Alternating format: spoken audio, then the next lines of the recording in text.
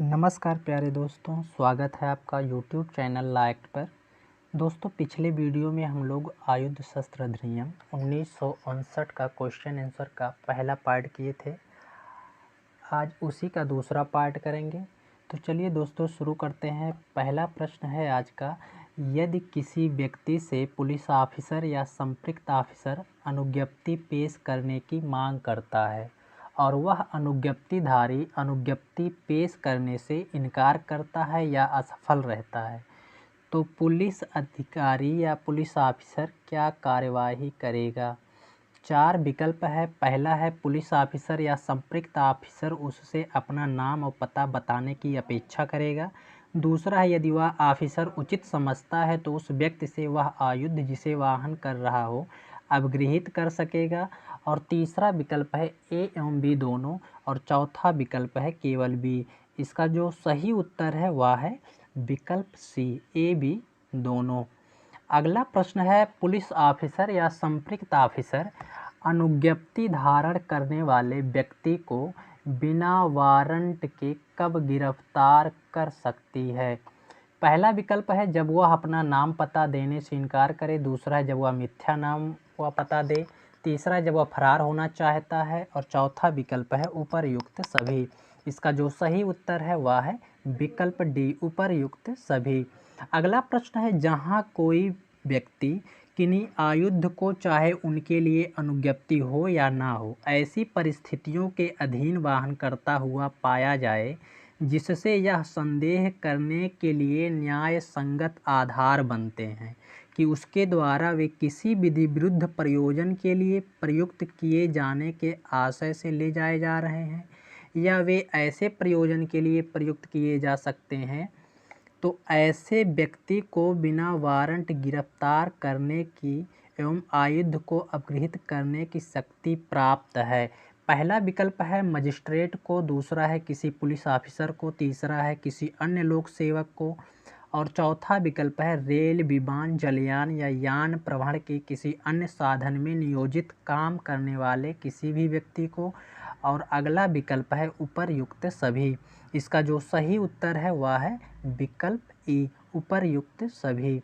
अगला प्रश्न है कि संदिग्ध परिस्थितियों के अधीन आयुध आदि का प्रवहन करने वाले व्यक्ति को बिना वारंट गिरफ्तार करने और आयुध आदि को अपगृहित करने का प्रावधान आयुध अधिनियम के किस धारा में है। पहला विकल्प है धारा 15, दूसरा है धारा 17, तीसरा है धारा 20 और चौथा विकल्प है धारा 21। इसका जो सही उत्तर है वह है विकल्प सी, धारा 20। अगला प्रश्न है कि किसी आयुध आदि को निकटतम पुलिस थाने के भारसाधक अधिकारी के पास कब निक्षिप्त करेगा। पहला विकल्प है जब वह अनुज्ञप्ति की समयावधि समाप्त हो गई हो। दूसरा है जब अनुज्ञप्ति का निलंबन या प्रतिसंहरण हो जाने पर। तीसरा है किसी अन्य कारण से कब्जा विधिपूर्ण न रह जाने पर। चौथा विकल्प है केंद्र सरकार द्वारा अधिसूचना निकाले जाने के कारण। और अगला विकल्प है उपर्युक्त सभी। इसका जो सही उत्तर है वह है विकल्प ई, उपर्युक्त सभी। अगला प्रश्न है कि मजिस्ट्रेट किसी गृह या परिसर की तलाशी करने का आदेश दे सकता है जब कभी किसी मजिस्ट्रेट के पास यह विश्वास करने का कारण हो कि पहला विकल्प है उस अधिकारिता की स्थानीय सीमाओं के अंदर निवास करने वाले किसी भी व्यक्ति के कहने में कोई आयुध या गोला बारूद किसी विधि विरुद्ध प्रयोजन के लिए है। दूसरा है कोई आयुध या गोला बारूद लोक शांति या क्षेम को खतरे में डाले बिना ऐसे व्यक्ति के कब्जे में नहीं छोड़े जा सकते। तीसरा है ए एवं बी और चौथा विकल्प है उपर्युक्त में से कोई नहीं। इसका जो सही उत्तर है वह है विकल्प सी।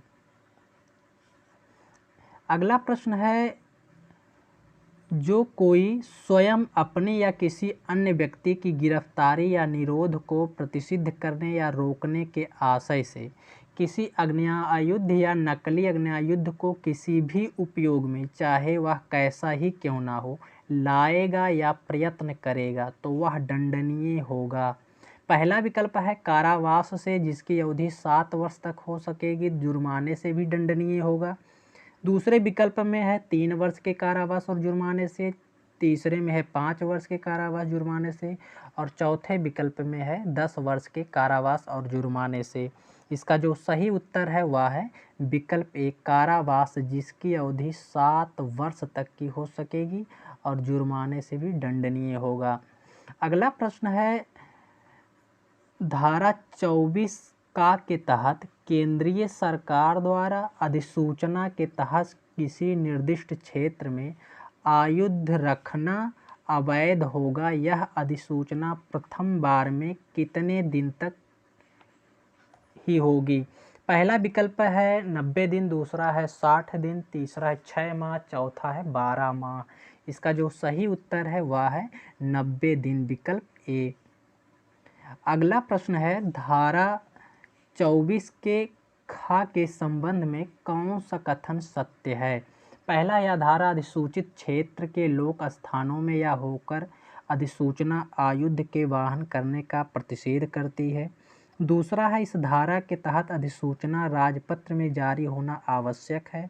तीसरा, इस धारा के तहत कालावधि प्रथम बार के लिए 90 दिन होगा। और चौथा विकल्प है उपर्युक्त सभी कथन सत्य नहीं हैं।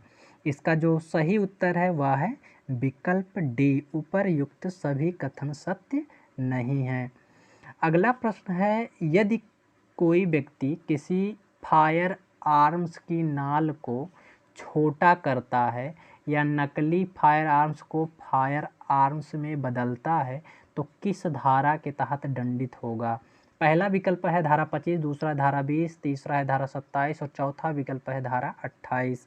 इसका जो सही उत्तर है वह है धारा 25 यानी विकल्प ए। अगला प्रश्न है, कोई भी धारा 24A और 24ख के उल्लंघन का दोषी पाया जाता है तो उसको कितने वर्ष के कारावास से दंडित किया जाएगा? पहला विकल्प है कम से कम 3 वर्ष जो कि अधिकतम 7 वर्ष तक होगा। दूसरा है कम से कम 5 वर्ष, अधिकतम 7 वर्ष होगा। तीसरा विकल्प है कम से कम 7 जो कि आजीवन कारावास तक होगा। और चौथा विकल्प है उपर्युक्त सभी असत्य हैं। इसका जो सही उत्तर है वह है विकल्प ए, कम से कम 3 वर्ष जो अधिकतम 7 वर्ष तक होगा। अगला प्रश्न है कि कोई व्यक्ति धारा 19 के तहत आपेक्षित होने पर अपना नाम पता देने से इनकार करता है तो वह धारा 25 के तहत कितने दंड से दंडित होगा? पहला विकल्प है 6 माह तक के कारावास या 200 रुपये तक के जुर्माने से या दोनों से। दूसरा है 6 माह तक के कारावास या 500 रुपये जुर्माने से या दोनों से। तीसरा है कम से कम 6 माह तक के कारावास और 500 रुपये जुर्माने से। और चौथा विकल्प है उपर्युक्त में से कोई सत्य नहीं है। इसका जो सही उत्तर है वह है विकल्प ए, 6 माह तक के कारावास और 200 रुपये जुर्माने से या दोनों से। अगला प्रश्न है, कोई व्यक्ति तलाशी के दौरान किसी आयुध को छिपाता है तो वह किस धारा के तहत दंडित किया जाएगा? पहला विकल्प है धारा 25, दूसरा 26, तीसरा है 27 और चौथा विकल्प है धारा 28। इसका जो सही उत्तर है वह है विकल्प बी, धारा 26 के अंतर्गत। अगला प्रश्न है कि यदि कोई व्यक्ति प्रतिषिद्ध आयुध या प्रतिषिद्ध गोला बारूद का प्रयोग कर ऐसा कार्य करता है जिससे किसी की मृत्यु हो जाती हो, किस धारा के तहत मृत्युदंड या आजीवन कारावास से दंडित किया जा सकेगा? पहला विकल्प है धारा 25(2) और दूसरा है 26(3) और तीसरा है 27(3) और चौथा विकल्प है 28(1).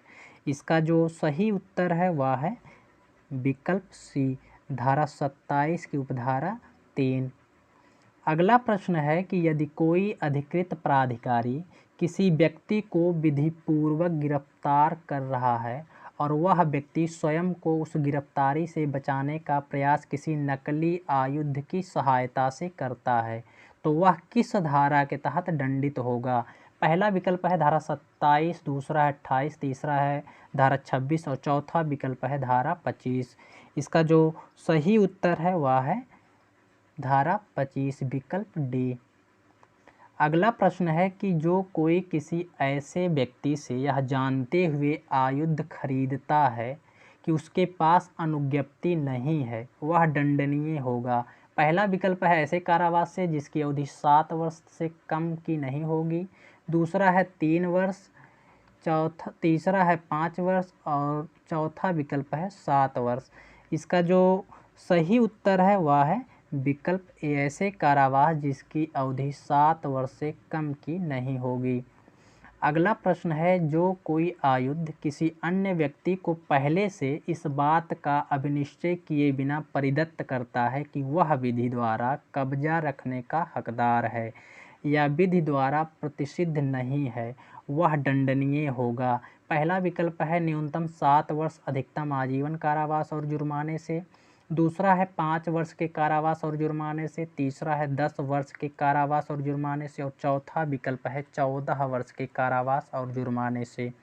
इसका जो सही उत्तर है वह है विकल्प ए, न्यूनतम 7 वर्ष अधिकतम आजीवन कारावास। अगला प्रश्न है एक व्यक्ति बल प्रयोग करके पुलिस से या सशस्त्र बल से आग्नेयास्त्र, बंदूक, रिवाल्वर आदि छीन लेता है वह दंडित किया जा सकेगा। पहला विकल्प है कम से कम 7 वर्ष के कारावास और जुर्माने से, दूसरा है कम से कम 10 वर्ष के कारावास और जुर्माने से, तीसरा विकल्प है कम से कम 14 वर्ष के कारावास और जुर्माने से और चौथा विकल्प है कम से कम 5 वर्ष के कारावास और जुर्माने से। इसका जो सही उत्तर है वह है विकल्प बी, कम से कम 10 वर्ष के कारावास और जुर्माने से। अगला प्रश्न है एक व्यक्ति बिना अनुज्ञप्ति के बंदूक रखता है उसे कितने दंड से दंडित किया जा सकेगा। पहला विकल्प है कम से कम 2 वर्ष और दूसरा है कम से कम 1 वर्ष किंतु जो 3 वर्ष तक हो सकेगी। इसका जो सही उत्तर है वह है विकल्प ए, कम से कम 2 वर्ष किंतु जो 5 वर्ष तक हो सकेगी। अगला प्रश्न है यदि कोई व्यक्ति गैर लाइसेंसी हथियार उपद्रवग्रस्त क्षेत्र के लिए पकड़े जाने पर वह दंडित किया जा सकेगा। कम से कम 1 वर्ष और जुर्माने से, दूसरा है कम से कम 2 वर्ष और जुर्माने से, तीसरा है कम से कम 3 वर्ष और जुर्माने से और चौथा विकल्प है कम से कम 4 वर्ष और जुर्माने से। इसका जो सही उत्तर है वह है विकल्प सी, कम से कम 3 वर्ष और जुर्माना से। अगला प्रश्न है जो कोई अनुज्ञप्ति की किसी शर्त का या इस अधिनियम के किसी उपबंध का उल्लंघन करेगा जिसके लिए इस अधिनियम में अन्यत्र कोई दंड उपबंधित नहीं है वह दंडित होगा। पहला विकल्प है कारावास से जिसकी अवधि 6 मास तक की हो सकेगी या जुर्माने से या 2000 रुपये, दूसरा है कारावास से जिसकी अवधि 1 वर्ष तक की हो सकेगी जुर्माने से, तीसरा है कारावास से जिसकी अवधि 2 वर्ष तक हो सकेगी और जुर्माने से, चौथा विकल्प है कारावास से जिसकी अवधि 7 वर्ष तक की हो सकेगी और जुर्माने से। इसका जो सही उत्तर है वह है विकल्प ए, कारावास से जिसकी अवधि 6 मास तक और 2000 रुपये। अगला प्रश्न है कि जो कोई आयुध अधिनियम के अधीन किसी अपराध का दोष सिद्ध किए जाने पर इस अधिनियम के अधीन किसी अपराध का पुनः दोष सिद्ध किया जाएगा तो वह पश्चात कथित अपराध के लिए दंडनीय होगा। पहला विकल्प है पश्चात कथित अपराध के लिए उपबंधित सस्ती की दुगनी सस्ती से, दूसरा है पश्चात कथित अपराध के लिए उपबंधित सस्ती के 1/4 सस्ती से, तीसरा विकल्प है ए एवं बी दोनों और चौथा विकल्प है उपर्युक्त में से कोई नहीं। इसका जो सही उत्तर है वह है विकल्प ए, दुगने दंड से दंडित किया जाएगा। अगला प्रश्न है कि धारा 30 के तहत अनुज्ञप्ति या नियम के उल्लंघन पर व्यक्ति को कितना दंड दिया जा सकता है। पहला विकल्प है 6 मास तक का कारावास, 2000 रुपये तक के जुर्माना या दोनों से, दूसरा है 6 मास तक कारावास या 5,000 रुपये तक के जुर्माना या दोनों से। तीसरा है कम से कम 6 मास तक कारावास और 1,000 रुपये जुर्माना। और चौथा विकल्प है उपर्युक्त में से कोई नहीं। इसका जो सही उत्तर है वह है विकल्प ए, 6 मास तक कारावास और 2,000 रुपये जुर्माने या दोनों से। अगला प्रश्न है, इस अधिनियम की धारा 34 के तहत आयुध के भंडारागारण के लिए मंजूरी कौन देगा? पहला विकल्प है अनुज्ञापन अधिकारी, दूसरा है राज्य सरकार, तीसरा है केंद्रीय सरकार और चौथा विकल्प है उपर्युक्त सभी। इसका जो सही उत्तर है वह है विकल्प सी, केंद्र सरकार। अगला प्रश्न है, अधिनियम की किस धारा के तहत हर व्यक्ति को अधिनियम के तहत होने वाले अपराध की इत्तला निकटतम थाने के भारसाधक अधिकारी को देने के लिए कर्तव्यबद्ध किया गया है?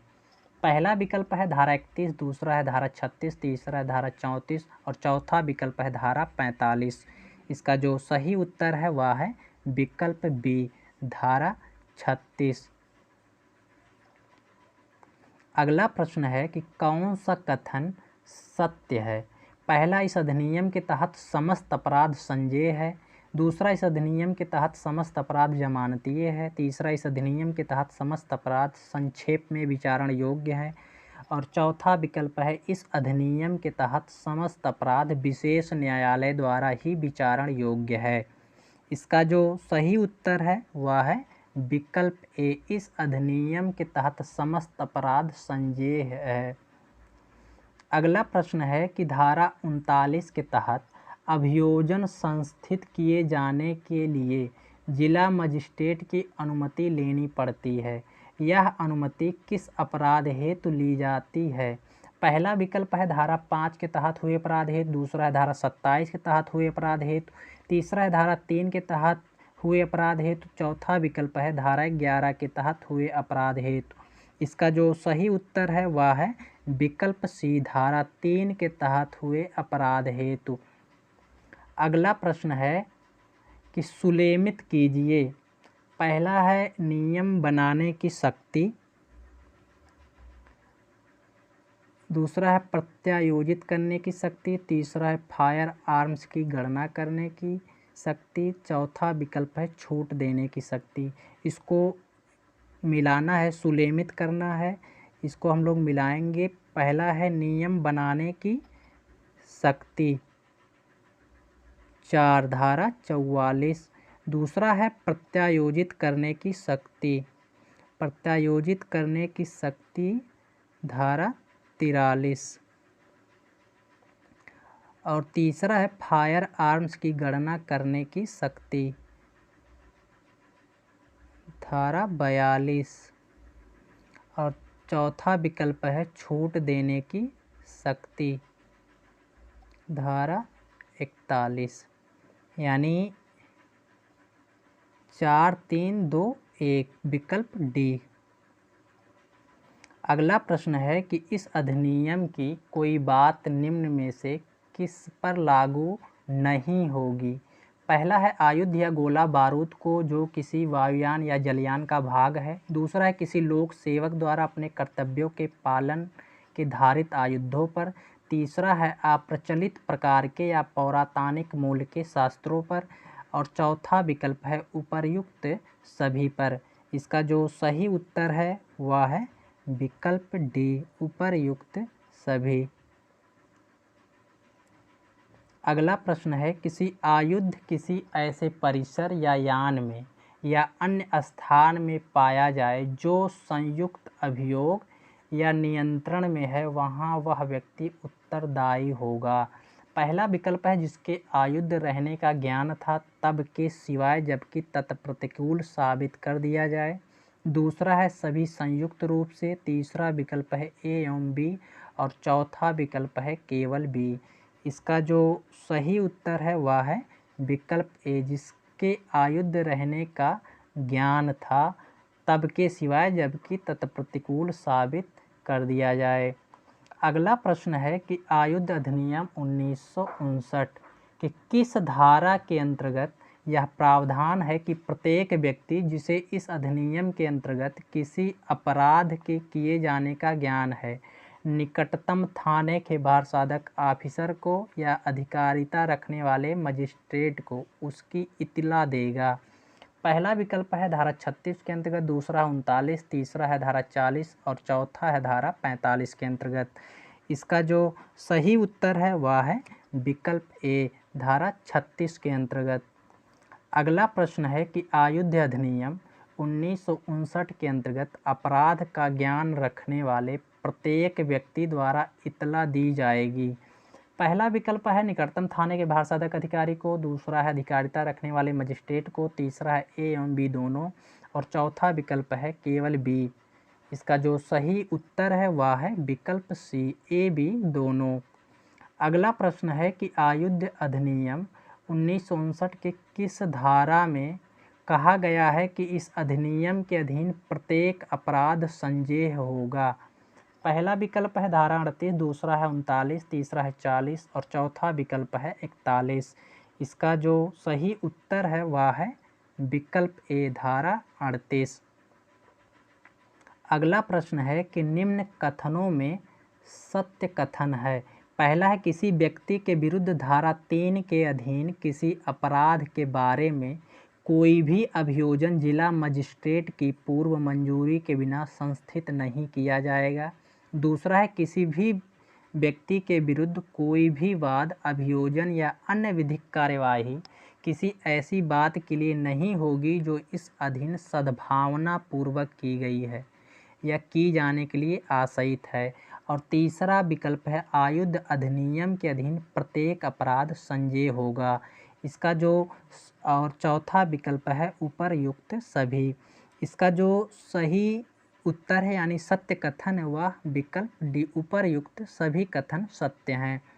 अगला प्रश्न है किसी व्यक्ति के विरुद्ध आयुध अधिनियम की धारा 3 के अधीन किसी अपराध के बारे में कोई भी अभियोजन किसकी पूर्व मंजूरी से संस्थित किया जाएगा।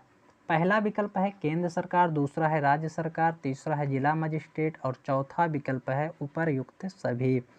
इसका जो सही उत्तर है वह है विकल्प सी, जिला मजिस्ट्रेट।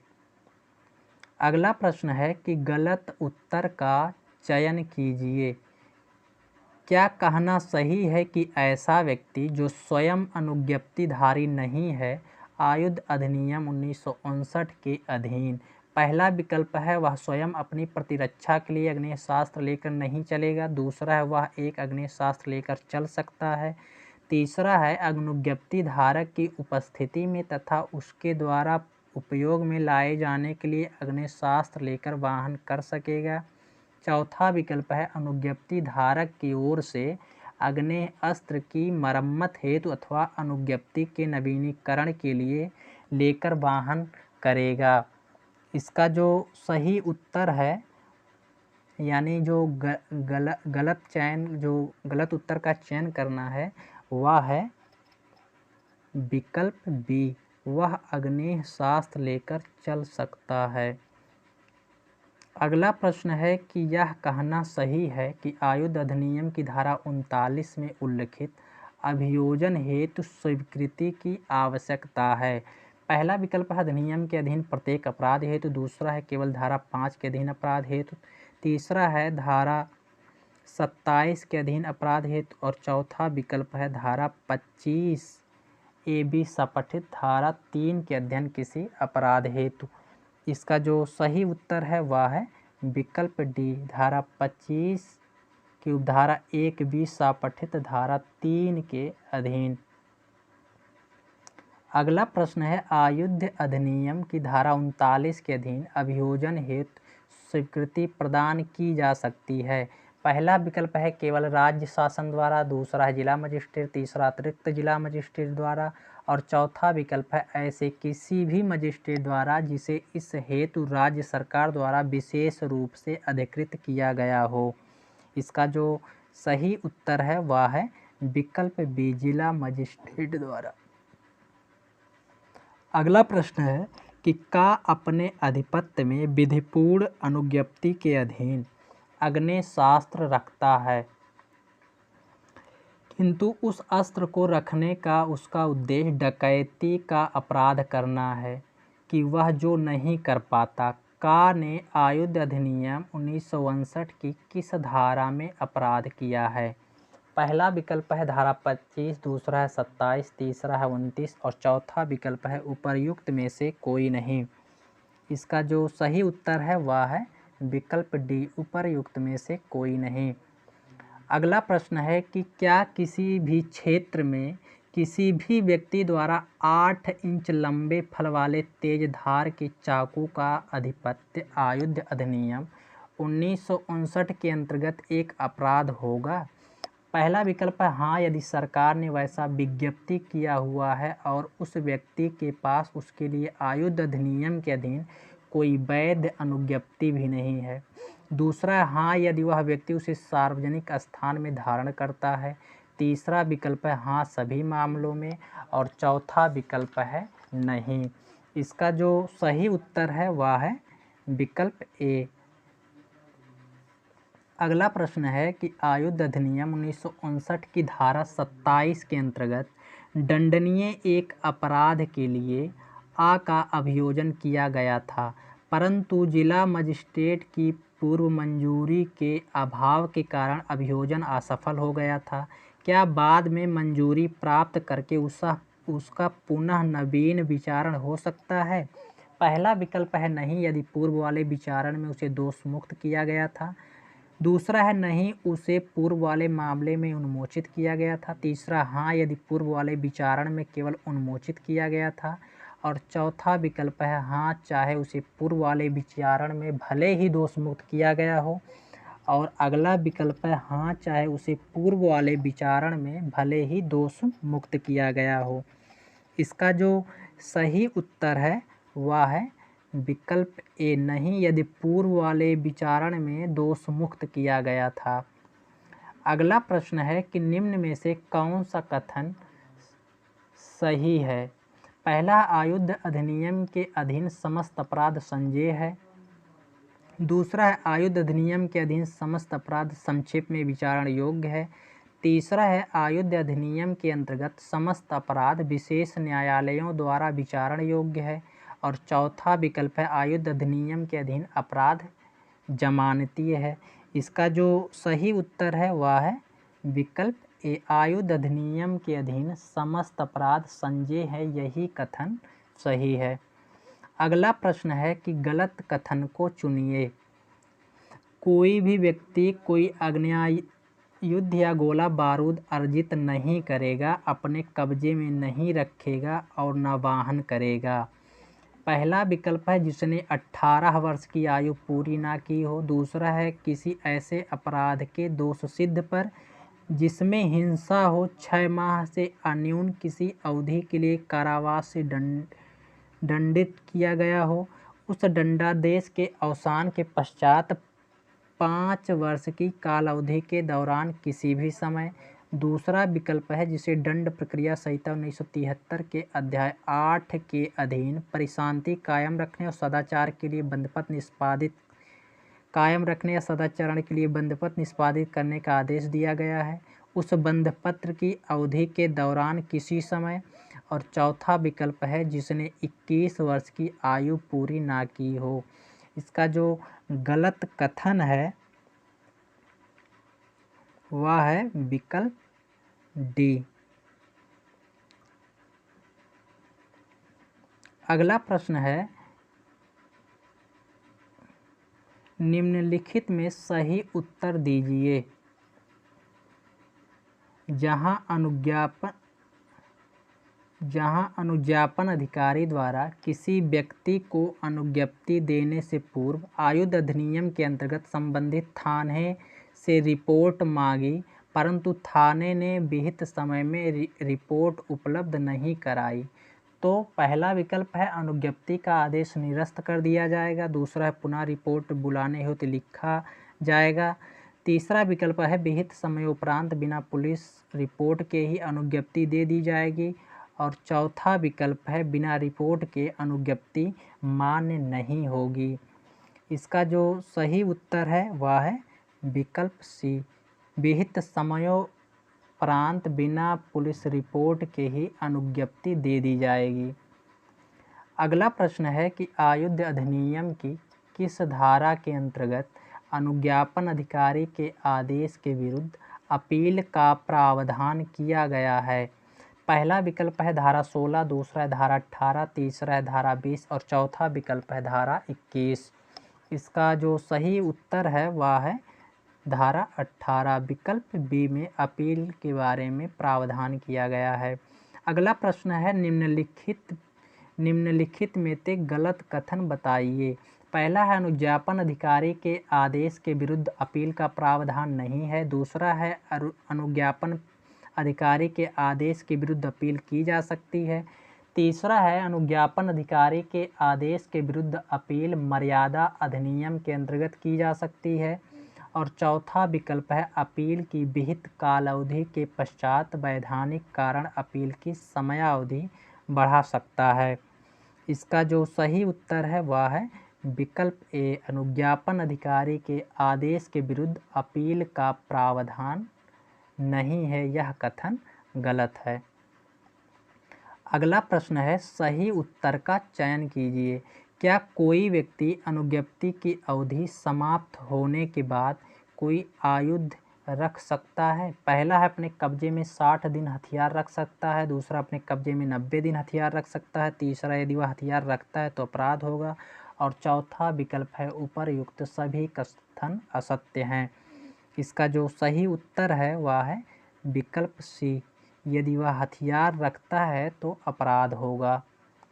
अगला प्रश्न है विक्षुब्ध क्षेत्रों में अधिसूचित आयुधों के कब्जे के बारे में प्रतिषेध का प्रावधान है। पहला विकल्प है 24 का, दूसरा है 24, तीसरा है 25 और चौथा विकल्प है धारा 22।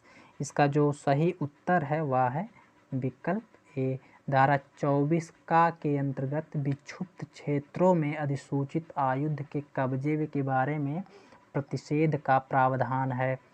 अगला प्रश्न है किसी प्रतिबंधित आयुध या प्रतिषिद्ध गोला बारूद को अर्जित करने, कब्जे में रखने, धारण करने हेतु किसे विशेष प्राधिकार प्राप्त करना अनिवार्य है?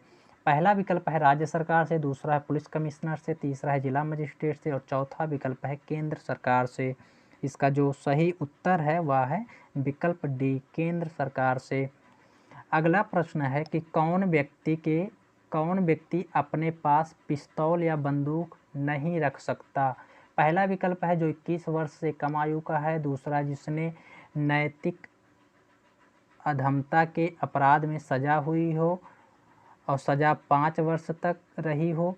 तीसरा विकल्प है जिसने सद्व्यवहार के लिए बंधपत्र भरा है और चौथा विकल्प है उपरयुक्त सभी।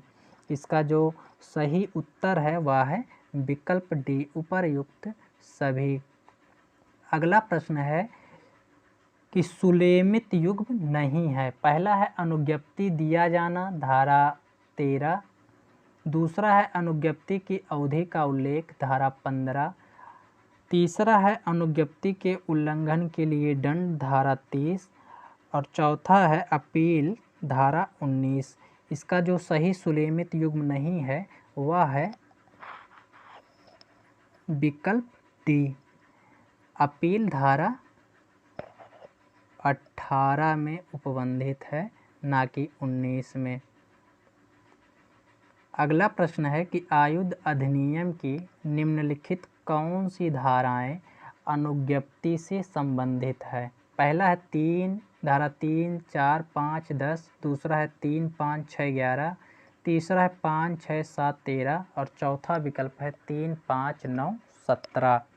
इसका जो सही उत्तर है वह है 3, 4, 5, 10, विकल्प ए।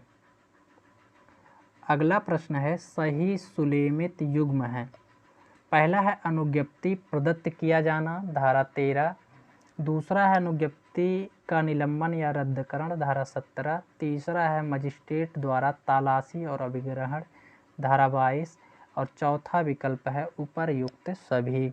इसका जो सही उत्तर है वह है विकल्प डी, उपरोक्त सभी चीज़ें सही सुलेमित हैं। अगला प्रश्न है कि सही सुलेमित युग्म हैं। पहला है अनुज्ञप्ति के बारे में उपबंध, अध्याय 3। दूसरा है शक्ति एवं प्रक्रिया, अध्याय 4। और तीसरा है अपराध और सस्तियाँ, अध्याय 5। और चौथा विकल्प है उपर्युक्त सभी।